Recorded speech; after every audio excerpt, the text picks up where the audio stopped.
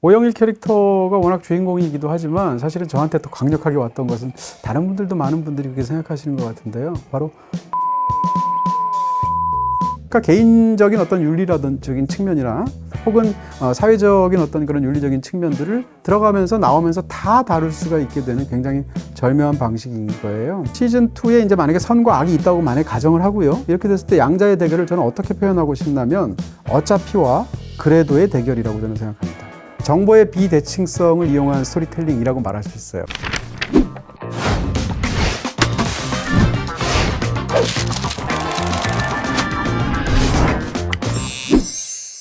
안녕하세요. BTV 이동진의 파이아키아, 저는 이동진입니다. 요즘 사실 모든 사람들이 이 작품에 관한 이야기들을 정말 떠들썩하지 않나 싶습니다. 바로 오징어 게임 2인데요.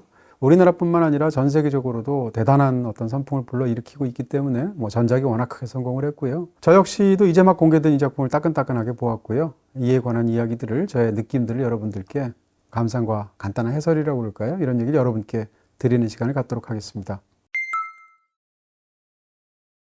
네, 보시자마자 저 옷을 입었구나라고 생각하실 텐데, 이것을 예전에 선물 받았을 때 딱 한 번 입어봤고요. 그리고 나서 지금 벌써 3년 만에 지금 이 옷을 다시 입는데, 그 사이에 이정재 씨를 만나기도 했었고, 또 박혜수 씨를 만나기도 해서, 여기를 보면 이게 이정재 씨가 사인해 주신 거고요.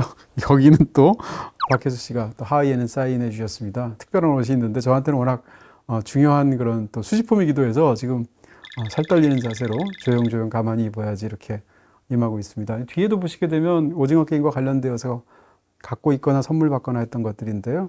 영희 인형을 비롯해서 이번에 또 보시게 되면 둥글게 아마 다들 기억하시죠? 그 메리고라운드가 나오는 그 세트 모양들까지 주변에 이렇게 배경으로 한번 만들어서 분위기를 내봤습니다. 참고하고 싶네요. 네, 지금부터 드리는 얘기 속에는 이제 아마 스포일러가 당연히 들어가 있을 수밖에 없을 것 같습니다. 왜냐하면 지금 다들 이 작품을 보신 그런 상황이기도 하고요. 또 깊숙하게 이야기하려면 결말까지 얘기할 수밖에 없어서 이 시리즈 드라마를 다 보신 다음에 이 영상을 보셨으면 좋겠다 이런 말씀을 드립니다. 네, 일단 영화를 보면서 걱정 반 기대 반이라고 그럴까?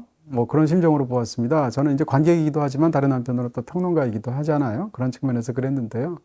전작이 워낙 성공을 해서 사실은 감독, 특히 이제 황동혁 감독님의 그 중압감이 엄청났을 것이다라는 생각이 들었는데요. 보고 나서 제일 먼저 느낀 것은 전편이 그렇게 성공을 하고 속편을 이 정도로 만들기도 쉽지 않을 것 같다라는 생각을 했습니다. 그것 자체가 일단 굉장한 성과가 아니겠는가라는 생각을 제일 먼저 했고요.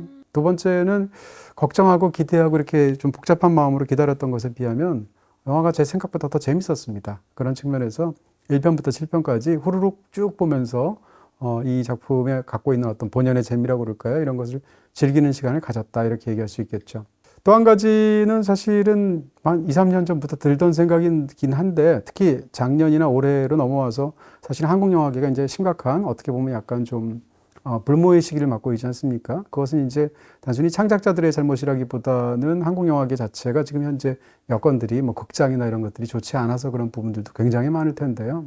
사실 지금 넷플릭스를 포함한 OTT 시리즈를 통해서 굉장히 많은 작품들이 나오고 있는데 이 작품들은 전통적인 의미에서는 영화라고 볼 수 없죠. 그러니까 어떻게 보면 이제 보통 시리즈 드라마 혹은 드라마 이렇게 구분을 하게 되는데 사실상 뭐라고 그럴까요? 한국 영화계의 주요 인력들이 만들어내는 더 나은 장르 영화적인 성과는 사실상 충무로가 아니라 이제는 OTT 쪽으로 기운 게 아닌가. 물론 이런 조짐들은 몇 년이 지나면 또 바뀔 수도 있겠지만 그런 생각을 했습니다. 신기하기도 하고 다른 한편으로 좀 걱정되기도 하고 왜냐하면 저는 이제 영화를 평하는 평론가니까요. 이런 생각들을 할 정도로 오징어 게임을 보면서 느꼈던 것은 이걸 만들어낸 인력 자체가 사실은 한국 영화를 만들어낸 인력 그대로인 것이죠. 황동혁 감독 자체가 남한산성이라는 뛰어난 영화를 만들기도 했었고 수상한 그녀라든지 아니면 도가니 같은 그런 히트작을 내기도 했었고요. 무엇보다도 이 영화의 그 배우들을 면면을 보고 있으니까 굉장히 익숙한 배우들임에도 불구하고 새로운 발견의 기쁨 같은 게 있었습니다. 한국에 정말 좋은 배우들이 많구나라는 생각도 다시 한번 하게 되었고요. 어찌됐건 굉장히 인위적이고 또 인공적인 그런 장르물일 텐데 이런 장르 영화로서 갖고 있는 어떤 스릴과 재미를 만끽했던 그런 재미가 기본적으로 있었다라는 걸 설명을 드리고요. 한 가지만 덧붙인다면 그럼에도 불구하고 걸리는 부분들도 있었습니다. 어떻게 보면 이 영화의 어떤 단점이라고 그럴까요? 굳이 말을 한다면 이런 부분에서 전작에서 발견되었던 것 같은 똑같은 패턴의 어떤 제가 보기에는 걸리는 부분들이 역시 여기서도 반복이 돼서 왜 그랬을까라는 생각이 드는 부분도 있고요. 또 전작에 없었던 또 다른 단점이 도드라지는 부분들도 있습니다. 이런 이야기까지 총평으로서 말씀드릴 수가 있겠네요. 네, 이 성기훈이라는 캐릭터는 이제 뭐 오징어 게임 하면 제일 먼저 떠오르는 가장 중요한 캐릭터. 말 그대로 이제 주인공인 또 이정재 씨가 연기하고 있는 굉장히 핵심적인 인물이라고 말하겠죠. 네, 근데 단적으로 말씀드린다면 이제 성기훈이라는 캐릭터의 성패가 사실은 이 작품의 성패하고도 관련이 있기 때문에 이 부분에서 좀 아쉬움이 있다라는 이야기를 먼저 드리게 되죠. 그러니까 1편에서 우리가 성기훈이라는 캐릭터를 신선해하면서도 좋아하기도 하고 응원하는 어떤 여러 가지 부분들이 있었을 텐데 그것은 이제 성기훈이라는 사람 자체가 굉장히 머리가 뛰어난 사람이 아니고 어떤 인간적인 측면이 있고 그러다가 공공한 상황 속에 처해서 오징어 게임에 참여하게 되고 그 안에서 변화하거나 혹은 좌절하거나 혹은 극복하면서 이런 어떤 여러 가지 모습들을 보여주는 캐릭터였었거든요. 근데 2편의 성기훈은 어떤 느낌이 드냐면 주인공임에도 불구하고 사실상 1편부터 7편까지 가게 되면서 실화까지 가게 가면서 7개의 에피소드를 거치면서 이 인물의 변화 자체가 거의 없다고 할까요? 사실상 1편 시작하자마자 공항에서 돌아서는 순간 이 인물은 완성된 인물로 보입니다. 완성되었다라는 얘기는 다른 여지가 끼어들 만한 부분이 성격적으로 없다는 측면이고요. 그런 측면에서 영화의 주인공임에도 불구하고 다 보고 나면 성기훈이라는 인물은 이 작품 속에서 화자의 역할을 충실하게 한 것은 분명히 사실이고 또 무엇보다도 대장 역할을 하고 있는 오영일과의 대화에서 이 감독이 직접적으로 굉장히 다루고 싶어하는 주제적인 측면을 충분히 발현하고 있죠. 그럼에도 불구하고 이 인물 자체가 별로 재미가 없다고 그럴까요? 관객들 입장에서 별로 흥미가 가지 않는 근데 그 인물이 주인공이라는 측면에서 어떻게 보면 작지 않은 그런 결함이 되지 않나 이런 생각들을 하게 됩니다. 생각해보면 시즌2에 이르러서 이 성기훈이라는 인물이 다시 참여하게 된 오징어 게임에서 위력을 발휘할 수 있는 강력한 두 가지의 무기가 있습니다. 하나는 돈이고요. 왜냐하면 456억이라는 이전에 자기가 받았던 상금이 있으니까 그걸 통해서 다양한 것들을 마련할 수 있겠죠. 또 한 가지는 이미 참여했기 때문에 이 게임이 어떻게 진행될지를 아는 데서 오는 경험에서 오는 정보 이 두 가지죠. 근데 이게 시즌2의 그 내용들이 점점점 진행되다 보면 둘 다 무력해집니다. 왜냐하면 정보에 관해서는 첫 번째 게임만 그가 알고 있었던 무궁화 꽃이 폈습니다. 게임이 펼쳐지는 것이고 두 번째 게임부터는 게임 내용이 완전히 바꿔지기 때문에 성기훈조차도 처음 겪는 일이 되기 때문에 남들에게 뭘 특별하게 가르쳐 줄 수가 없다라는 것이고요. 두 번째는 돈에 관한 문제인데 456억은 정말 어마어마한 돈이죠. 그럼에도 불구하고 그걸 상금으로 내걸 정도로 이 시스템을 만든 사람들한테는 별로 큰 돈이 아니다라는 것이죠. 그러니까 456억 원으로 구사할 수 있는 인력이라든지 무기라든지 이런 것들의 총합은 기본적으로 상대에 이렇게 대적할 수 있을 만한 정도가 되지는 못한다라는 측면에서 그가 갖고 있는 두 가지 장점이라는 것도 사실은 2화, 3화, 4화가 되면 거의 무기력해지는 그런 상황에 이르게 됩니다. 그렇다면 이 인물이 갖고 있는 어떤 굉장히 성격적인 특성이나 어떤 상황에 대해서 어떤 변화를 주게 되는 인물의 어떤 드라마틱한 변모의 모습이나 이런 것들이 재미를 줘야 되는데 그런 것 자체는 작품 속에 등장하지 않는다는 것이죠. 그런 측면에서 좀 걸리는 부분이 없지 않았다 이런 얘기를 드립니다. 인물을 다루는 방식에서 이제 시즌 1과 시즌 2의 가장 큰 차이가 있다면 시즌 1은 무엇보다도 원톱 무비라고 얘기할 수 있겠죠. 그러니까 성기훈이 말 그대로 중심이면서 처음부터 끝까지 모든 것들을 끌고 나가는 방식이라면 시즌2에서의 어떤 이야기의 핵심은 이건 투탑이라는 것이죠. 어떻게 보면 이 작품을 다 보고 나면 진짜 주인공은 적어도 시즌2에 국한하게 되면 성기훈이 아니라 오영일이 아닐까라는 생각까지 들게 되는 것이고요. 실제로 관객 입장에서도 성기훈에 대해서는 별로 궁금한 게 없습니다. 왜냐하면 시즌2의 첫 번째 에피소드만 봐도 이 인물의 지향과 목적이 뭔지 심리가 어떤 상황인지 이런 걸 우리가 다 알고 있거든요. 근데 거기에 비해서 이 백스토리로 이제 갖춰진 측면들도 있고 그게 시즌2에서 조금씩 풀려나오기도 하고 그럼에도 불구하고 이 알 수 없는 이 남자가 도대체 게임에 왜 참석을 하게 되었고 그 과정에서 최종적인 목적은 무엇인지 그때 왜 그랬는지에 대한 어떤 심리적인 추측까지 사실은 알 수 없는 굉장히 미스터리한 부분이 있다는 것이죠. 그런 측면에서 둘이 맞세워져 있고 어떻게 생각하면 이제 악역에 해당하는 인물일 텐데도 불구하고 이 시즌2의 중심을 이루게 되는 인물은 사실상 오영일이 된다. 이렇게 얘기할 수 있겠죠.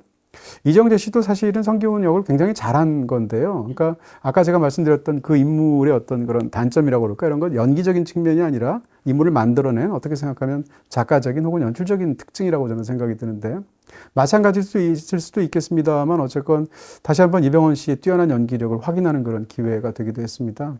오영일 역할을 맡아서 제가 이제 가장 놀랍게 생각하는 것은 사실상 무표정한 표정인데 그 표정이 갖고 있는 굉장히 무서운 순간들이 있습니다. 그걸 또 카메라가 클로즈업으로 굉장히 잘 정확하게 포착해서 강조를 하고 있기도 한데요. 이런 방식을 보다 보면 이병헌 씨의 최고작 중에 하나가 저는 이제 콘크리트 유토피아라고 생각하는데요. 연기적인 측면에서.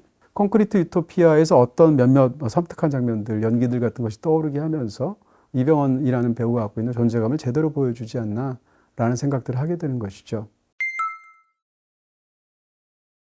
오영일 캐릭터가 워낙 주인공이기도 하지만 사실은 저한테 더 강력하게 왔던 것은 다른 분들도 많은 분들이 그렇게 생각하시는 것 같은데요. 바로 공유 씨가 맡았던 그 딱지맨이라고 할까요? 네, 그 캐릭터가 가장 강렬하기도 하고 어떻게 보면 시즌2에서 가장 잘 만든 인물이라고 할 수 있겠습니다. 물론 이제 1편에서도 나오지만 2편에서의 활약이 훨씬 더 크기도 하고요.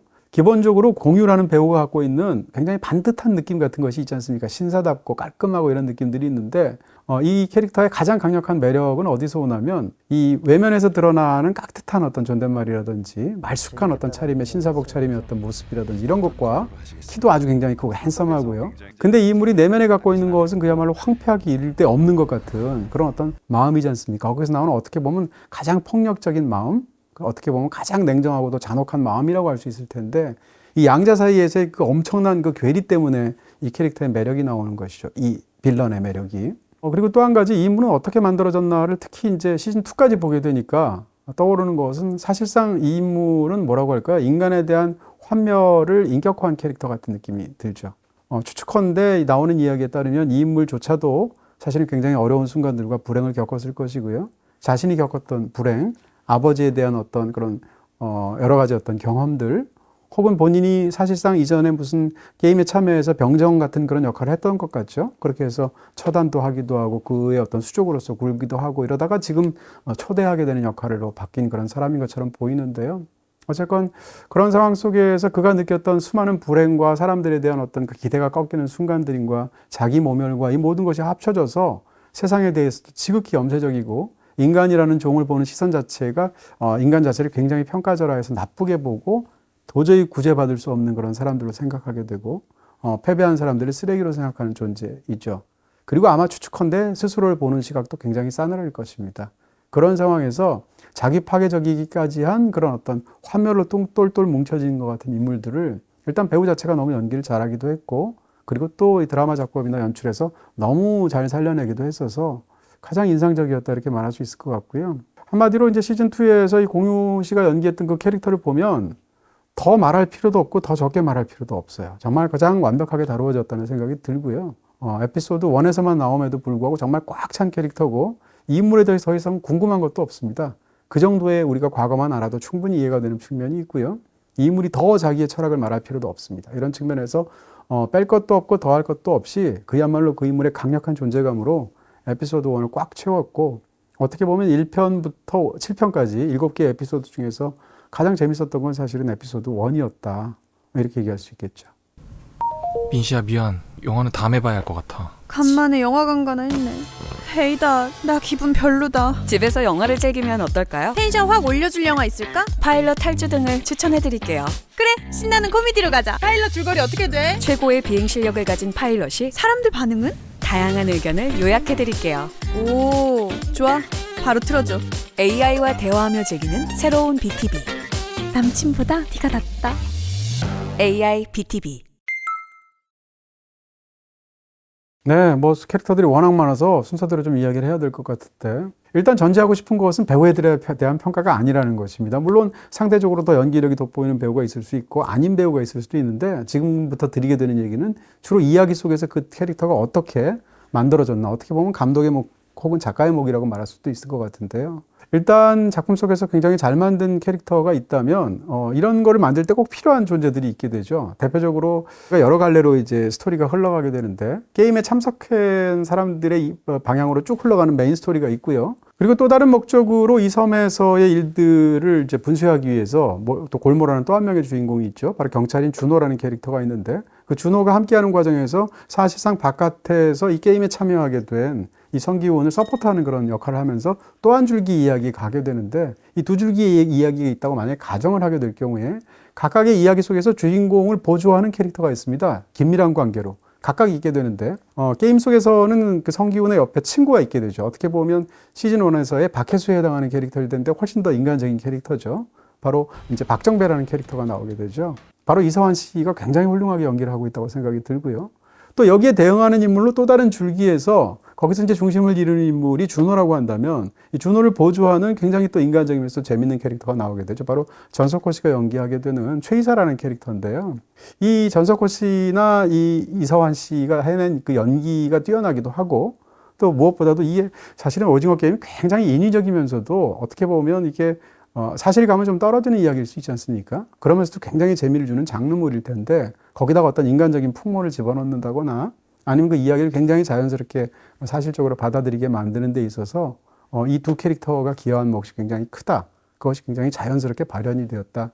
이렇게 얘기할 수 있겠죠. 또한 장르물로서 생각하게 된다면 도드라지는 몇 가지가 있습니다. 이런 걸 만들 때 꼭 들어가는 캐릭터들이 있거든요. 사실은 이제 황동혁 감독이 그런 것을 워낙 뛰어나게 잘하기도 하지만 그럼에도 불구하고 어려움도 많았을 것으로 추측이 됩니다. 왜냐하면 기본적으로 참가자가 많을 수밖에 없고요. 거기다가 또 그것을 운영하는 측도 있어야 되죠. 서포트하는 측도 있어야 되니까 캐릭터 자체가 엄청나게 많게 되는데 이 많은 캐릭터를 한두 가지 특징으로 강력하게 어떻게 보면 약간 좀 범주화해서 그 캐릭터를 만들어내지 않게 되면 사실은 관객 입장에서 그 캐릭터가 기억도 나지 않습니다. 특히 이제 외국에서 볼 때는 더더욱 그럴 것이고요. 우리는 이제 배우라도 알고 보는데 그렇지 않을 테니까 그런 측면에서 한 가지나 두 가지 특징만으로 반복해서 각 캐릭터들을 굴리기 때문에 어떻게 보면 굉장히 납작하게 인물들을 만들 수 있는 그런 위험이 있을 수 있겠죠. 그게 이제 장르적인 인물들의 문제점일 수도 있고 또 강점일 수도 있을 텐데 대표적으로 극 중에서 이제 약의 힘에 의존하게 있기도 하고 어떻게 보면 게임 참가 자체를 대단한 어떤 그런 유희처럼 생각해서 아주 도드라지는 인물이 등장하게 되죠. 바로 최승현이 연기하게 된 이제 극 중에 타노스라는 캐릭터라든지 이 타노스라는 캐릭터는 사실은 시즌 1에 등장하게 되는 장덕수라는 인물의 그 역할을 맡고 있거든요. 어떻게 보면 이 시즌 2에서는 메인 빌런이라고 말할 수 있겠죠. 그리고 또 시즌 1에 이제 기독교인 어떤 캐릭터가 나오게 되는데 거기에 대응하는 캐릭터라고 말할 수 있는 게 이제 무당 캐릭터 같은 경우가 있습니다. 무당이 어떤 참가자가 등장한다든지. 그리고 또한 대표적인 것이 이제 특히 어머니와 아들이 같이 참가하게 되면 우리가 상상할 수 있는 이야기의 어떤 그런 방향 같은 거 있겠죠. 그것을 충실하게 밟아나가는 그 용식이라는 캐릭터 그리고 엄마 캐릭터가 있게 됩니다. 이런 어떤 캐릭터들은 굉장히 장르적인데요. 그런 어떤 티피컬한 측면 같은 것을 이 캐릭터나 혹은 이 캐릭터를 연기한 배우들이 잘했다 못했다고 말하기는 어려울 것 같고요. 그럼에도 보고 말씀을 드린다면 사실은 이제 이것은 배우의 몫은 아니고 무당 캐릭터 같은 경우에는 그런 어떤 의도나 어떤 작전 같은 것 자체, 설정 자체가 너무 두드러져서 사실상 잘 어울리지 못하는 느낌 같은 것을 저는 좀 받았었고요. 반면에 용식이라는 캐릭터, 타노스라는 캐릭터는 그 캐릭터가 갖고 있는 극 중에서의 위치나 방식을 생각하게 된다면 저는 큰 문제 없이 잘 구사가 되었다고 보는 쪽입니다. 네, 뭐 중요한 그 인물 중에서 말씀을 드린다면 일단 몇 명이 생각나죠. 대표적으로 이명기 같은 캐릭터가 그렇습니다. 이제 임시완이라는 스타가 맡았으니까 당연히 비중도 있었을 것이고요. 실제로 극 중에 나오는 어떤 그 러닝타임에서의 비중은 적지 않은 굉장히 중요한 인물이죠. 또 그다음 이제 참가한 사람들의 어떤 사연들 속에서 서로 이제 대립구도를 만들어내게 되는데 기본적으로 최승현 그리고 또 임시완 이 두 사람 사이에서의 어떤 알력 같은 게 코인 투자와 관련된 것들이 또 극 중에 또 작은 어떤 그런 하나의 동력으로서 작용하도록 이야기가 짜여져 있기도 하죠. 근데 이 인물의 적지 않은 분량을 사용하고 있다는 것을 감안해서 본다면 사실은 임시완 씨가 연기하고 있는 이 캐릭터는 굉장히 맥없어 보입니다. 제 역할이 별로 없는 것처럼 보이기도 하고 왜 그럴까를 제가 생각하죠. 왜냐하면 임시완 씨는 굉장히 연기를 잘하는 사람이니까 연기의 몫은 아닌 건데요. 제 생각에는 이것이 이제 시즌2와 시즌3 사이에서의 어떤 구조 때문에 그렇지 않을까 싶습니다. 추측컨대 임시완 씨 캐릭터는 시즌3에 가면 훨씬 더 역할이 커질 것 같고요. 이런 측면에서 다 말하지 못한 캐릭터이기 때문에 시즌2에서는 굉장히 매력 없어 보이는 측면이 있을 텐데요. 근데 사실은 시즌3에 굉장히 중요한 역할을 설사한다 할지라도 시즌2에서는 또 그만의 어떤 또 다른 매력으로서 또 다른 비중으로서 만들어줘야 하는 것이 창작자의 역할이겠죠. 그런 면에서 본다면 아쉬움이 남는 캐릭터다 이렇게 얘기할 수 있고요. 기본적으로 임시완과 최승현 사이의 구도 자체, 그의 갈등 구도 자체가 사실은 그렇게 재밌는 부분들이 아닌 것 같은 생각이 들죠. 또 하나는 이제 노을에 관한 부분인데요. 박규영 씨가 연기하고 있는 노을인데 이것도 역시 말씀을 드린다면 어떻게 보면 참가하고 나서 수많은 캐릭터들이 소개되는 구조를 갖고 있죠. 근데 본격적으로 오징어 게임이 펼쳐지기 전에 시즌 1 혹은 2의 초반부에 보게 되면 그 이전의 인물들을 몇몇 소개해 주죠. 그 얘기인즉슨 그 인물들이 그만큼 중요하니까 미리 소개하는 측면이 있을 것이고, 어떻게 보면 새로 들어가는 캐릭터 중에서 이 시즌 2에서 게임이 시작되기 전에 가장 많은 스포트라이트나 시간을 써서 표현하고 있는 인물은 사실은 노을이라는 캐릭터거든요. 탈북자 캐릭터일 텐데, 탈북자 캐릭터는 더군다나 1편에서는 또 새벽이라는 또 다른 캐릭터가 있었죠. 흥미로운 것은 1편에서 새벽은 탈북자 출신으로 게임에 참가하게 되는데 2편에서의 이 노을이라는 캐릭터는 굉장히 흥미롭게도 게임에 참석하는 것이라고 우리는 생각하지만 그게 아니라 사실은 운영자 측의 병정 노릇을 하면서 그쪽으로 참여한다는 거죠. 어떻게 보면 가해자 측에 참여를 하게 된다는 것인데요.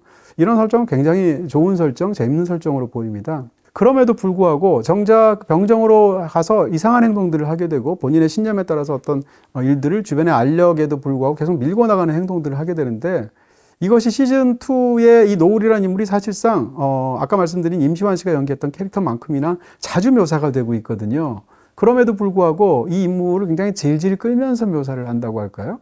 그러니까 아마도 추측컨대 창작자는 노을과 관련된 굉장히 중요한 이야기를 갖고 있었을 것입니다. 그렇지만 역시 어떻게 보면 임시완과 비슷하게도 이 캐릭터를 구사하는 방식에서 시즌2에서 제대로 그 인물들을 보여주지 못한 측면들 같은 것이 있게 되죠. 굉장히 많이 묘사했음에도 불구하고. 추측컨대 노을 역시도 아마 시즌3가 되게 되면 특히 이제 그 운영자 측, 게임을 만들어내는 측에서의 어떤 내분이라든지 그 안에서의 또 다른 알력 같은 것이 아마 터져 나오겠죠. 이런 것과 관련해서 굉장히 중요한 역할을 하게 될 텐데, 그리고 무엇보다도 참가자와 운영자 사이에서도 역시 어떤 연합이라든지 합종연행 같은 것이 있게 될 텐데, 이런 부분에서 굉장히 중요한 역할을 하겠지만 적어도 시즌2에는 그 매력을 제대로 보여주지 못했다. 그 많은 스포트라이트에도 불구하고 이런 측면에서 아쉬움이 남는 캐릭터입니다. 그 정도라고는 생각되지 않고요. 저는 시즌2는 시즌2만의 재미가 꽤 있었다라고 생각하는 쪽이고 저는 그걸 즐긴 쪽입니다. 그럼에도 불구하고 뭐라고 할까요? 시즌2와 시즌3의 관계 설정이라든지 이런 측면에 있어서 아쉬움이 좀 많이 남는 것은 사실이다. 이런 정도로 제 생각을 말씀드리고 싶습니다. 무슨 얘기인가 하면 시즌1은 사실은 시즌2하고도 연결이 되지만 그 자체로 거의 독립된 이야기로서의 완결성을 갖고 있죠. 네, 그러니까 시즌1에서 제가 가장 마음에 들었던 것 중에 하나가 바로 마지막 그 종결하는 방식, 바로 에피소드 9에서의 그 뛰어난 어떤 그런 종결 방식이었다고 저는 생각이 들거든요. 그런 측면에서 보게 된다면 사실은 시즌2는 정반대로 가장 아쉬움이 남는 게 마지막 에피소드인 에피소드 7에서 가장 큰 아쉬움이 남죠. 이런 측면에서 전작보다 이렇게 비교가 되어서 좀 아쉬운 부분이 남는데요. 이게 왜 이런 부분이 있을까라고 생각한다면 기본적으로 시즌2와 시즌3의 이야기는 하나로 같이 구성이 된 것 같습니다. 물론 시즌1을 만들 때 2, 3 이야기들도 어느 정도 같이 만들었을 수도 있겠지만 말이죠. 하지만 이 이야기를 두 개로 나누어서 반분하는 과정에서 이렇게 서로 각각의 시즌2와 3로 만든다고 하더라도 각각의 시즌2와 3는 그 자체로 완결성이 있어야 된다고 생각합니다. 그게 아니라면 다른 방식으로 구획지어야 한다고 생각하는 건데요. 예를 들어서 올해 개봉을 앞두고 있는 그런 블록버스터 시리즈 중에 하나 미션 임파서블을 보게 되면 데드 레커닝이 이 두 편의 2부작 중에 전편으로서 벌써 몇 년 전에 개봉이 되었던 거거든요. 근데 데드 레커닝은 전체 이야기의 절반 토막에 불과하지만 그 자체로 사실상 완결된 이야기꼴을 갖고 있습니다. 그리고 나서 이제 그 이후의 이야기가 올해 또 펼쳐지게 될 텐데요. 그러니까 이어지는 이야기더라도 그것이 별개의 영화 혹은 별개의 드라마 시리즈로 나오게 되면 그 자체로 완결성이 있어야 되는데 상대적으로 그런 부분에서 좀 갸웃거려지는 측면이 있다는 것이고, 어떻게 보면 이야기 한중간에서 뚝 끊기면서 끝난 느낌이 있죠. 이 시즌 2의 마지막 그 에피소드 자체가. 그러니까 만약에 시즌 3의 첫 번째 에피소드를 보면 저는 시즌 3의 첫 번째 에피소드를 보았다라고 생각이 안 들 것 같고요. 시즌 2의 8번째 에피소드를 보았다 라고 생각이 들 수도 있을 것 같습니다. 이런 측면에서 각각의 어떤 시즌이라는 것은 독립된 작품이라고 볼 수도 있을 텐데 전체적으로 하나의 이야기지만 그런 측면에서의 어떤 이야기와 전체적인 어떤 주제적인 측면과 리듬을 안배하거나 이런 부분에서 크게 성공했다고 보기는 어렵지 않나? 이런 생각을 갖고 있죠.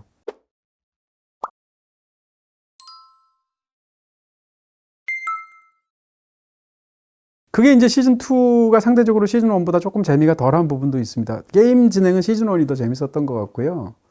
아이러니컬하게도 제가 이 시즌2에서 가장 재밌게 너무 재밌게 본 게임이 있는데 그게 바로 룰렛 게임이에요. 그러니까 어떻게 보면 오징어 게임 이전 게임이라고 볼 수 있겠죠. 사실상 이 이야기의 어떤 시즌 1이나 2의 구조를 보게 되면 기본적으로 공유가 연기하게 되는 이 딱지맨이라는 사람이 예비 참가자 앞에 나가서 일종의 어떻게 보면 유사 오징어 게임의 한 종류를 간략하게 시행을 하죠. 그것 자체가 이제 딱지치기인 건데요. 딱지를 친 다음에 본인이 이기게 되면 상대의 따귀를 때리고요.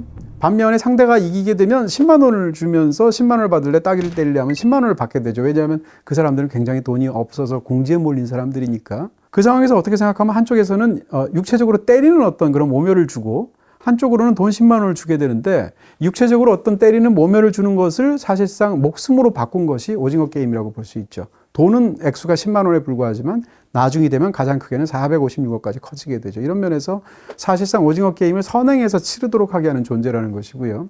그리고 오징어 게임을 진행하게 될 때 진행하는 그 과정들의 요원들을 보면 깍듯한 존댓말을 하고 언제나 무슨 말이 있으면 항상 죄송하다고 말하고 이런 식으로 말을 하죠. 하지만 그들이 그렇게 가면을 쓰고서 하는 그 말에 실제로 품고 있는 것은 상대를 쓰레기로 보고 있고 인간 이하의 존재로 보고 있고 그것을 조롱하는 뉘앙스로 사실은 그런 말들을 사용하죠. 이것은 사실은 공유가 연기하는 딱지맨도 마찬가지거든요. 그러면서 사실상 같은 것을 선행하는 측면이 있다는 것입니다. 근데 이 시즌2에서는 더 절묘하게도 딱지치기가 아니라 또 다른 게임을 끌고 들어오죠. 그게 바로 룰렛이죠. 그것은 원래 예정되었던 그런 게임은 아니죠. 그렇지만 자기가 추적을 당하게 되고 미행을 당해서 상대로부터 정보를 얻기 위해서 일종의 말하자면 어떻게 보면 약간 정보를 얻어내기 위한 고문의 수단으로서 룰렛 게임을 하게 되는 것인데요. 이 룰렛 게임이라는 것은 오징어 게임하고 큰 차이가 있거든요. 그런 측면에서 굉장히 흥미로운 측면이 사실은 이 시즌2의 첫 번째 에피소드부터 있다는 것입니다. 룰렛 게임은 기본적으로 자발적으로 참여할 수 없는 게임입니다. 적어도 오징어 게임은 본인의 자발적인 의사를 물어서 사실은 그게 진짜 자발적이냐라고 다시 한번 물을 수는 있겠습니다만 어찌됐건 본인의 의견에 따라서 참석하게 되죠. 근데 룰렛은 그렇지 않고요. 첫 번째 룰렛은 자기를 미행하는 두 사람을 의자에 묶어서 강제로 그 게임을 참여하게 하죠. 그리고 나서 이제 총기 하나에다가 6개의 탄을 넣을 수 있는데 그중에 하나만 넣게 하고 임의로 돌려서 머리에 대고 쏘는 그 유명한 러시안 룰렛 게임을 하게 되는 것인데 이런 측면에서 오징어 게임과 달리 본인의 자발적인 의사와 무관하게 강제로 해야 되는 게임이다라는 특성이 있죠. 또 한 가지는 보상이 없다는 것입니다. 오징어 게임에서 만약에 이기게 되면 최고 456억이라는 돈의 보상이 있어요. 그러면 룰렛의 보상은 뭐냐? 그것은 목숨일 텐데 이 목숨은 원래 게임을 하기 전에도 갖고 있는 거거든요. 그러니까 게임에서 이겨봤자 원래 있던 것을 부지하는 것밖에 없게 되죠. 그러니까 어떻게 보면 굉장히 염세적이면서도 비관적인 게임이라고 할 수 있을 텐데 애초에 이 러시안 룰렛 게임이라는 것이 영화에서 유명해지게 된 것은 대표적으로 디언터 같은 작품 때문이죠. 그 작품에서도 마찬가지 맥락으로 쓰였는데 굉장히 어떤 허무주의적인 인간관이나 세계관을 보여줄 때 사실은 이 러시안 룰렛 게임 같은 것을 사용하게 하죠. 어떻게 보면 공유는 굉장히 허무주의자 같은 그런 인물이라고 볼 수도 있을 것 같은데요. 저는 굉장히 재밌다고 생각하는 건 이 게임을 3가지 변형으로 보여준다는 겁니다. 첫 번째는 우리가 아는 것처럼 6분의 1의 확률로 탄환을 넣어서 쏘게 하는 거죠. 근데 중간에 게임이 늘어진다고 생각하니까 상대의 공포심을 자극하기 위해서 스피디하게 진행하면서 탄환 6개 중에서 5개를 집어넣게 되죠. 그러니까 이제는 방아쇠를 당기면 죽을 확률이 6분의 5가 되는 것인데요.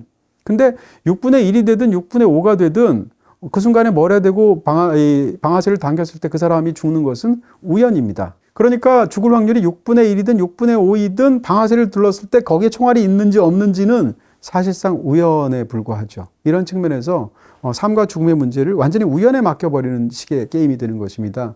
그렇게 하는 이유는 말하자면 이 인물이 갖고 있는 인간에 대한 환멸 가득한 세계에 대한 허무주의적인 그런 태도랑 관련이 있을 텐데 흥미롭게도 김 대표와 최 이사가 그 죽음의 6분의 5의 죽음의 게임을 하게 되었을 때 급하게 되니까 우리가 사실은 이제 저는 그런 것도 굉장한 관찰력이라고 생각하는데 실제로 가위바위보를 한 다음에 두 손으로 하고는 하나 빼기를 하게 되면 빨리빨리 하다 보면 어떤 사람들이 2개 주먹을 내거나 둘 다 부작위를 내게 되는 그런 어이없는 실수를 할 때가 있잖아요. 그걸 아마도 감독은 포착해서 게임 속에 굉장히 재밌게 흥미롭게 넣은 것 같은데요. 최 이사라는 사람이 주먹을 2개 내는 실수를 하게 되고 김 대표라는 사람은 가위하고 보자기를 내는 그런 방식을 쓰게 되죠. 그 순간에서 그럼 누가 봐도 김 대표는 이긴 것이고요. 김 대표는 가위만 빼게 되면 보자기로서 무조건 100% 이기게 되죠. 근데 거기서 김 대표는 예상치 못했던 판단을 하죠. 어떤 판단을 하면 그 상황에서 손을 빼지 않는 행동을 함으로 인해서 실격으로서 자기가 6분의 5의 확률로 죽을 수 있는 자리에 스스로를 밀어넣고 실제로 총알을 맞고 죽게 됩니다. 이것은 공유의 입장에서 본다면 뭐라고 할까요? 이 딱지맨의 입장에서는 자기가 생각하는 우연에 의해서 삶과 죽음을 결정하는 논리가 깨어지는 순간이 됩니다. 왜냐하면 이 상황에서는 일단 게임의 규칙 자체가 제대로 지켜지지 않은 데다가 이 김 대표는 후배에 대한 자기 어떤 인간적인 마음 때문에 스스로 그것을 실격하는 어떤 순간들을 스스로 노출함으로 인해서 자기가 죽을 수 있는 것을 스스로가 떠안았거든요. 이런 측면에서 보면 이 우연으로만 진행되는 룰렛 게임의 어떤 그런 방식이 사실상 김 대표가 갖고 있는 인간적인 측면 때문에 붕괴가 되게 된 거죠. 이것이 이 게임에서 보여지는 굉장히 첫 번째 돌출점이라고 말씀드릴 수 있고요. 더 흥미로운 것은 이후에 펼쳐지게 되는데 세 번째로 룰렛 게임은 이번에는 기훈과 사이에서 펼쳐지게 되죠. 총을 돌려서 그때 겨눠지는 사람부터 이제 하나씩 각각 머리에 대고 쏘는 룰렛 게임을 하게 되는데 이번에는 더 무시무시하게도 매번 리셋을 하지 않고 총알을 하나를 넣은 상황에서 서로가 교대로 계속 연달아서 자기 머리에 쏘는 일을 하게 되죠. 이렇게 된다면 아무리 확률이 좋은다 할지라도 최소한 6번까지 가게 되면 둘 중에 한 명은 반드시 죽겠죠. 그 상황에서 4번까지 우연히도 총알이 발사가 되지 않고 마지막 2분의 1 확률밖에 남지 않았을 때 성기훈이 머리에 대고 스스로를 쏘게 되죠. 근데 아무리 성기훈이 용감한 태도를 보였다 할지라도 거기서 발사가 되지 않아서 결국 살았던 건데요. 그럼에도 불구하고 성기훈은 마지막 순간에 죽고 사는 것은 우연의 문제였습니다. 왜냐하면 확률상 2분의 1의 확률이 있었으니까. 근데 진짜 중요한 것은 그 다음이거든요. 마지막이 되게 되는 이 공유의 입장에서 보면 이제 자기는 총알을 쏘면 죽는다는 것을 정확하게 알고 있습니다. 왜냐하면 앞에 5번 격발이 되지 않았기 때문에. 그러니까 그 순간 그가 방아쇠를 당긴다면 그것은 우연 때문에 살고 죽는 것이 아니라 필연 때문에 죽게 되는 그런 결과를 낳게 되죠. 어떻게 보면 이토록 우연에 의존하면서 사람들과 세상들을 깔보고 조롱하고 환멸하고 그 속에 자기까지 포함시켰던 인물이 마지막 순간에 되면 자기가 필멸의 존재라는 것, 필연의 존재라는 것을 받아들이는 방식으로 죽게 된다는 겁니다. 이 이야기는 굉장히 아이러니컬하기도 하고요. 어떻게 보면 드라마 전체에서 다루고 있는 굉장히 중요한 주제 중에 하나를 아주 장르적으로 멋지게 굉장히 심각하게 다루어내는 그런 부분이라고 할 수 있겠죠. 그래서 저는 사실은 그 게임 장면이 굉장히 대단하다고 생각했고요. 무엇보다도 이걸 장르적으로도 언제 대사를 게임 중간에 집어넣을지, 언제 어떤 방식으로 격발할지, 그러다 언제 발사가 될지 이런 것들까지 무척이나 특히 에피소드 1에서 너무 잘 묘사한, 더군다나 발사하는 순간이 에피소드 1의 마지막 쇼트잖아요. 이런 부분에서 탁월한 그런 최고의 명장면이 아닐까라고 저는 생각하는 쪽입니다. 요즘 넷플릭스 어디서 봄? BTV에서 봄! 더 편하게 보니까 BTV. 네, 저는 뭐 그런 생각을 해보게 됩니다. 오징어 게임을 왜 그렇게까지 전 세계에서 어마어마한 성공을 거두었을까? 이 성공에는 약간의 우연적인 측면도 물론 있고요. 그렇지만 그 이상의 어떤 이걸 만들어내는 굉장히 뛰어난 어떤 착점 같은 것이 있고 또 완성도가 있었을 텐데 저는 기본적으로 설정이나 만들어진 세계관이나 진행되는 방식의 동력 같은 것이 대중적으로 아주 강력한 그런 작품이라는 생각을 하게 됩니다. 그러니까 주제적인 측면에서 시즌 1과 2가 다르다기보다는 어떻게 보면 시즌 1의 주제적인 측면을 시즌 2가 더 확장하면서 더 명확하게 했다 이렇게 말씀드리고 싶은데요. 이 오징어 게임이라는 이 희대에 아주 이상하고도 인위적이고 사람 목숨을 놓고 하는 그런 게임에 왜 어떻게 우리나라를 포함한 수많은 사람들을 매료시켰을까라고 생각한다면 이 자체가 사실은 그것을 굳이 어떤 철학의 영역으로 끌고 들어와서 우리가 말을 하지 않아서 그렇지 굉장히 중요한 어떤 개인적인 혹은 사회적인 그런 윤리적인 테마를 너무나 흥미롭게 장르적으로 표현해내고 있다 이렇게 얘기할 수 있을 것 같아요. 이 이야기는 모든 사람들이 굉장히 매혹할 수밖에 없는 그런 부분이 있다는 거죠. 일단 오징어 게임의 어떤 특징이 있게 되냐면 전체적으로 이 게임들을 보게 되면 이 게임에 참석하게 되는 것은 개인의 선택과 자유에 따라서 참석하게 되는 것으로 보입니다. 근데 그 게임에서 중간에 나오게 되려면 자기 혼자 판단으로 되지 않아요. 자기는 투표해서 나가고 싶다라고 해도 내가 소속되어 있는 커뮤니티가 한 명이라도 더 많은 다수결의 원칙에 따라서 우리는 계속 한다라고 하면 나는 나갈 수가 없게 됩니다. 반대도 마찬가지고. 다시 말하면 들어가는 과정에서는 나의 어떤 개인적인 자유의 결과로 어떤 선택을 하게 되는 굉장히 실존적인 그런 문제를 다루게 되고요. 나올 때는 또 어떤 면에서 본다면 내가 소속되어 있는 그런 사회윤리적인 어떤 측면들을 다루게 되죠. 공동체의 문제를 다루게 되잖아요. 그러니까 개인적인 어떤 윤리라든지 측면이나 혹은 사회적인 어떤 그런 윤리적인 측면들을 들어가면서 나오면서 다 다룰 수가 있게 되는 굉장히 절묘한 방식인 거예요. 어떻게 보면 이런 사회윤리적인 테마를 굉장히 잘 끌어들여서 사람들을 매혹시켰던 또 다른 영화가 다크나이트 같은 영화죠. 또 다른 측면에서 오징어 게임은 그런 걸 수행하고 있다 이렇게 얘기할 수 있고요. 또 한 가지는 오징어 게임이 보여주고 있는 것이 사실은 사람들이 갖고 있는 탐욕도 있고 또 선의도 있고 이런 것일 텐데 이것을 목숨과 돈을 가지고 하는 어떤 게임의 설정으로 만들어냄으로 인해서 그것을 극대화하죠. 그래서 어떻게 본다면 굉장히 인위적이고 장르적이고 어떤 사람들은 뭐 현실감이 없다 이렇게 말하는 사람이 있을 수도 있고 반대로 그런 어떤 사회 실험적인 환경 속에서 굉장히 이 주제를 잘 다루고 있다고 생각할 수도 있겠죠. 저는 후자에 속하는 쪽인데요. 그런 면에서 본다면 오징어 게임의 핵심적인 또 다른 특성은 제로섬 게임이라는 특성이 있습니다. 그러니까 456억이라는 돈은 애초부터 마련이 되어 있는데 이 중에서 참가하는 사람들이 끝까지 갈 때 한 명이라도 죽으면 죽을수록 자기 몫은 그만큼 분모가 작아지니까 자기 몫은 늘어난다라는 특징이 있죠. 다시 말하면 가져가야 될 몫은 똑같이 있고 사람들이 있는데 사람들의 숫자가 줄면 줄수록 내 몫이 커지기 때문에 남이 죽었으면 하고 바라는 마음들이 생기게 되죠. 거기서 생겨나는 악의 그럼에도 불구하고 본인이 갖고 있는 어떻게 그래도 인간인데라는 어떤 그런 죄책감이라든지 선의 같은 것이 같이 결합되게 되죠. 그런데 사실은 이 영화 자체가 이제 어떻게 보면 자본주의가 얼마나 냉혹한지에 관해서 일종의 은유적인 방식으로 보여주고 있다는 거 우리가 다 느끼고 있지 않습니까? 자본주의는 굉장히 냉혹하다고 볼 수도 있을 텐데 언제 가장 냉혹할까? 자본주의가 제로섬 게임으로 작동될 때 가장 냉혹하다라고 저는 생각이 드는 것입니다. 만약에 자본주의적인 어떤 모든 시스템이 정확히 제로섬이라고 한다면 그야말로 남의 것을 뺏어야 남이 망하고 실패해야 나의 몫이 늘어날 테니까. 근데 그렇지 않은 경우도 굉장히 많지 않습니까? 근데 이 영화 속에서의 어떤 적어도 그 게임의 시스템 자체는 적어도 제로섬 게임으로 작동되는 자본주의적인 어떤 특성을 갖고 있기 때문에 사실은 이 이야기가 사람들이 사회에서 겪는 굉장히 섬뜩한 순간들이 있을 텐데 그런 것을 증폭해내서 장르적으로 만들어낸 이야기처럼 체감이 된다는 것이죠. 이 모든 걸 종합하게 되면 시즌2에 이제 만약에 선과 악이 있다고 만약에 가정을 하고요. 이렇게 됐을 때 양자의 대결을 저는 어떻게 표현하고 싶냐면 어차피와 그래도의 대결이라고 저는 생각합니다. 이 영화 속에서 악당은 어떤 사람인가 하면 어차피라는 부사를 사용하는 사람이에요. 영화 속에서 어차피를 누가 사용하냐면 공유가 사용하고요. 이병헌이 사용하고요. 그리고 박희순이 사용합니다.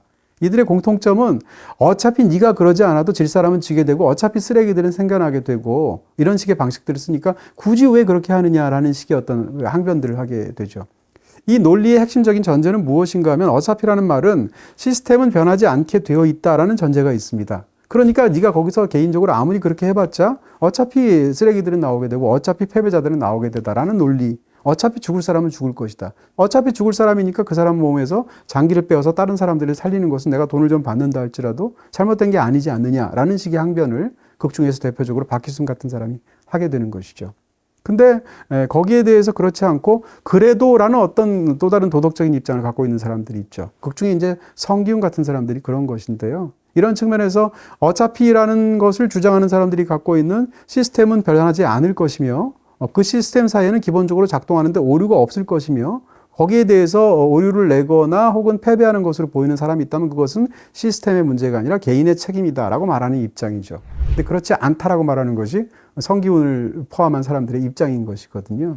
이렇게 어떻게 보면 사회와 개인에 관련되어 있는 어떤 핵심적인 부분들까지 사실은 이 이야기들이 품고 있는 측면들이 있을 것입니다. 그것을 이 시리즈가 얼마나 잘 구현했는가라는 것은 사람 판단에 따라 다를 수 있죠. 하지만 이런 식의 어떤 이야기들을 확장시켜서 관객들이 받아들일 수 있을 만큼 충분히 품이 넓은 그런 어떤 설정된 세계관을 제대로 만들어내서 사람들을 매혹시킨 그런 뛰어난 이야기꾼으로서의 그런 황동혁 감독의 뛰어난 능력이 분명히 있었을 것이다라고 저는 믿는 쪽입니다.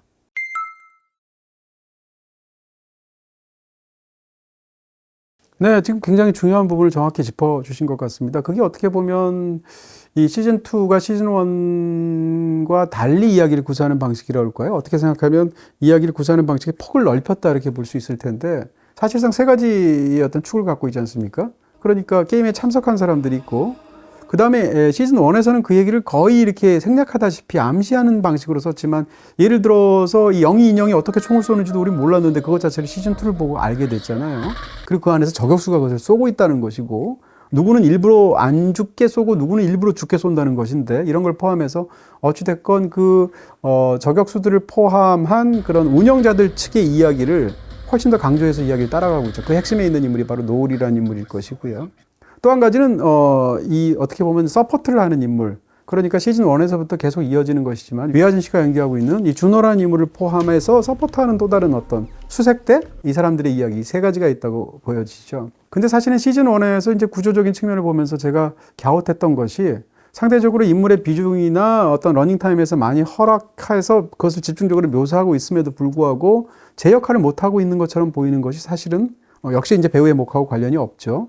위화준 씨가 연기하고 있는 그 어떤 경찰과 관련된 그런 측면이었습니다. 어떻게 생각하면 한국 영화에서 가장 뛰어난 작품 중에 하나라고 지금도 많은 사람들이 생각하고 있는 지구를 지켜라 같은 작품을 보게 되면 그 영화 정말 뛰어난 영화일 텐데 그 영화 속에서도 그 안에서 펼쳐지는 이야기가 이제 범죄 스토리니까 어찌됐건 그걸 추적하는 경찰에 관한 수사 라인들의 이야기가 영화 속에 들어가 있거든요. 근데 지구를 지켜라는 정말 뛰어난 영화임에도 불구하고 그냥 장르적으로 기능적으로 들어간 그 수사 스토리 자체는 별 그렇게 매력이 없게 느껴지는 부분이 있습니다. 마찬가지의 측면일 텐데 이 영화에서 가장 중요한 게임의 참가자에 관한 이야기들은 충분히 우리를 매혹시키는 대중적인 재미가 있음에도 불구하고 영화에서 위화준 씨가 연기하게 되는 그 일군의 사람들이 여기 이제 박 선장의 어떤 비밀까지 마지막엔 나오게 되지만 그렇게 해서 펼쳐지는 이야기는 뭐라고 할까요? 극 중에서 그냥 그들을 경찰을 포함한 또 다른 조력자들이 찾아내지 못했다라는 실패담만 계속 반복해서 돌리고 있는 것 같은 그런 느낌을 주죠. 다시 말하면 이 전체 세 토막의 얘기가 있다고 했을 때 메인 스토리는 굉장히 흥미를 갖도록 펼쳐졌다고 보여지고요. 그렇지만 노후를 중심으로 하게 되는 운영자 측의 이야기는 3부를 위해서 아껴둔 것이 좀 지나쳤다라는 생각이 들고요. 마지막으로 세 번째로 위화준 씨를 중심으로 둔 이 추적자들에 관한 이야기는 사실상 할 얘기가 없었다라고 저는 생각하죠. 장르적으로는 사실은 그 여가지를 엮어서 뭔가를 하고 싶었을 것이고요.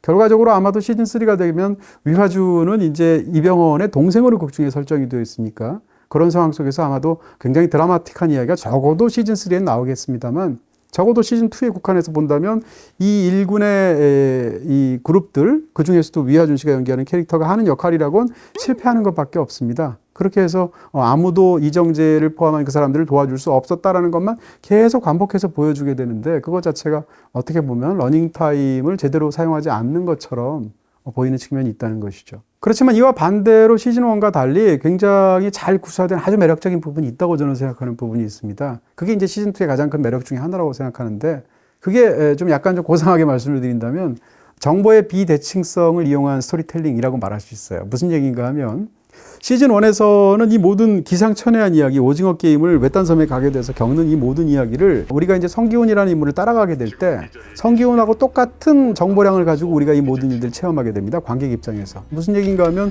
지금부터 무슨 게임이 펼쳐질지도 모르고요. 거기서 어떻게 해야 될지 어떤 사람이 무슨 행동을 할지 아무것도 알 수가 없죠. 그러니까 성기훈이 모르는 것은 관객도 모르고 성기훈이 아는 것은 관객도 아는 상황에서 성기훈이라는 인물에 깊숙하게 이입하는 방식으로 우리는 일부에서 어떤 그 재미를 느끼게 된다고 그럴까요? 이렇게 볼 수 있는데 시즌2는 전혀 아니다 이렇게 얘기할 수 있습니다. 이것은 기본적으로는 약간 속편의 특징이기도 합니다. 애초에 어떤 성공한 영화의 이야기가 있고 거기에 따라서 속편의 이야기가 나오면 기본적으로 속편의 이야기는 전편에서 만들어 놓은 세팅에서 출발하기 때문에 우리가 어느 정도는 아는 이야기죠. 이런 어떤 기본적인 특성을 시즌2에선 가질 수밖에 없겠죠. 그럼에도 불구하고 이런 어떤 후속 작품으로서의 특징을 넘어서는 훨씬 더 재밌는 상황들이 이 적극적으로 화술 속에 담겨 있다고 저는 보는 건데요. 그게 바로 지금 말씀드린 부분입니다. 예를 들어서 관객의 위치가 정보량이 극중에 등장하는 인물들에 비교하게 되면 굉장히 독특한 위치를 차지하게 됩니다. 예를 들어서 극중의 인물들 사이에서도 정보의 비대칭성이 있게 되는데요. 게임에 참가한 사람들 사이에서 결정적으로 기훈이라는 인물과 나머지 참가자들은 큰 차이가 있죠. 왜냐하면 기훈은 한번 그 게임에 참석한 적이 있기 때문에 다음에 어떤 게임이 나올 줄 알고 있습니다. 그렇지만 나머지 인물들은 그렇지 않기 때문에 이 양자 사이에서의 커다란 정보 차이가 있게 되죠. 더 중요한 정보 차이는 기훈 말고 또 다른 어떤 비밀을 갖고 있어 1번으로 참석하고 있는 바로 이병헌 씨가 연기하고 있는 오영일이라는 캐릭터와의 사이에서의 정보 비대칭성입니다. 그러니까 이 영화 속에서 이제 오영일이라는 인물과 그 다음에 성기훈이라는 인물이 서로 대화하는 장면은 주제적으로도 굉장히 중요하죠. 참석하기 전에 그 차 안에서 대화한 것을 포함해서 혹은 첫 번째 장면에서 공항에서 통화를 한 장면도 마찬가지일 텐데 언제나 둘 사이에는 정보 비대칭성이 존재하거든요. 전화할 때도 상대는 얘가 어디서 공항에서 무슨 짓을 하면서 전화를 받는지 다 꿰뚫어 보고 있는데 전화를 받고 있는 성기훈은 그의 정확한 정체조차도 모르고 어디 있는지도 모르면서 전화를 받아야 됩니다. 차 안에 타서 리무진에서 대화할 때도 성기훈은 자기 모습을 그대로 다 노출하고 있지만 상대는 차 앞자리에서 자기 모습을 은폐한 채 여기 스피커를 통해서 자기 목소리를 변조해서 대화를 하고 있죠. 심지어는 직접 게임에 1번으로 참석했을 때조차도 그의 정체를 모르기 때문에 001번은 456번을 정확하게 알고 있지만 456번은 1번을 모르는 상태에서 이 모든 드라마가 펼쳐진다는 것입니다. 그러니까 이렇게 참석자들마다 서로 다른 정보량을 갖고 있다는 것이 이야기를 굉장히 복층적으로 재밌게 입체적으로 만드는 측면이 있다는 것이고요. 더 흥미로운 것은 이 상황 속에서 관객의 위치는 어딜까라고 생각해 본다면 제 생각엔 기훈보다는 많이 알고요. 그 다음에 오영일보다는 적게 알죠. 오영일이 우리는 왜 저런 행동을 하는지를, 오영의 심리를 이 작품이 정확하게 묘사하고 있지 않기 때문에 사실은 우리는 최소한 이 모든 벌어지는 사건에 대해서 이 오영일만큼 알고 있지는 못하죠. 그렇지만 기훈보다는 많이 알거든요. 왜냐하면 당장 이 오영일의 정체를 우리는 어느 정도 파악하고 있으니까. 이런 측면에서 관객이라든지 극중에 등장하는 인물들 사이에서 서로 다른 층위의 정보의 양이나 어떤 질들을 갖게 되는데 그게 이 이야기를 파악함에 있어서 굉장히 재미있는 많은 순간들을 만들어낸다라고 저는 생각하는 쪽입니다. 모든 감독이 이렇게 얘기하지 않을까요? 근데 아마 황동혁 감독님이 그렇게 말한 거는 실제 그렇지 않을까라고 저도 생각합니다. 왜냐하면 지금 시즌2를 보면 안 풀린 게 너무 많고요. 이런 상황에서 뭐라고 할까요? 그야말로 3부작의 대미를 장식할 굉장한 어떤 것들을 아마 야심차게 이 창작자는 갖고 있지 않을까라는 생각이 들고요. 아마도 시즌 1, 2, 3가 있다면 상대적으로 훗날 가장 상대적으로 덜 평가를 받는 게 시즌 2가 아닐까? 시즌 2도 상당히 재밌는 측면들이 많지만 이런 생각이 들고요. 시즌 3도 지금 상황에서 시즌 2에 대한 비판적인 견해를 보이는 많은 사람들조차도 제 생각엔 그분들의 90%는 시즌 3 끝까지 볼 것 같거든요. 이럴 정도의 강력한 어떤 이야기 혹은 그 연출적인 그 재미를 제대로 구사하는 작품이기 때문에 저도 기대하게 되는 측면이 있죠.